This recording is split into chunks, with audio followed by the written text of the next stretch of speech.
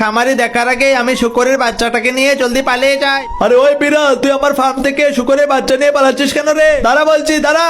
এই যে শুকরছানা, তুমি কোনো চিন্তা করো না, আজকে থেকে আমি তোমাকে লালন পালন করবো। যাই যাই, জলদি এবার গরুর দুধটাকে নিয়ে পালিয়ে যাই। ওরে বিড়ালের বাচ্চা, তুই আমার গাভীর দুধ নিয়ে পালাচ্ছিস কেন রে? এই যে ছানা, নাও তুমি দুধটুকু পেট ভরে খেয়ে নাও, তারপর তোমার জন্য ভুট্টার ব্যবস্থা করছি। তারপর বিড়ালটা ভুট্টা চুরি করে নিয়ে এসে সেই শুকরের বাচ্চাটাকে খাওয়ায়। এমনকি বিড়ালটা মাঠের মধ্যে কাদামাটি করে দেয় সেই শুকরের বাচ্চাটাকে খেলার জন্য।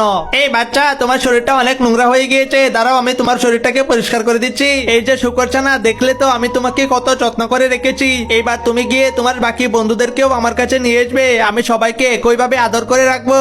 এই বন্ধুরা, চলো আমরা বিড়াল ছানার কাছে চলে যাই। বিড়ালটা আমাদেরকে অনেক আদর যত্ন করে রাখবে। এই সবাই তাড়াতাড়ি আমার সাথে পালাও পালাও। আরে ওই বিড়াল, তুই আমার সব শুকরগুলোকে নিয়ে পালাচ্ছিস কেন রে? এই যে নাও, তোমরা সবাই পেট ভরে ভুট্টা খেয়ে নাও, তারপর তোমরা এই কাদামাটিতে একটু খেলাধুলাও করে নাও। আহা শুকরের দল, এইবার আমি তোদের সবাইকে ইলেকট্রিক শক খাইয়ে শেষ করে দেবো। হা, আমার বুদ্ধিটা তো একদম কাজে লেগেছে। এইবার আমি এই শুকরগুলোর মাংস বিক্রি করে অনেক কোটিপতি হয়ে যাবো।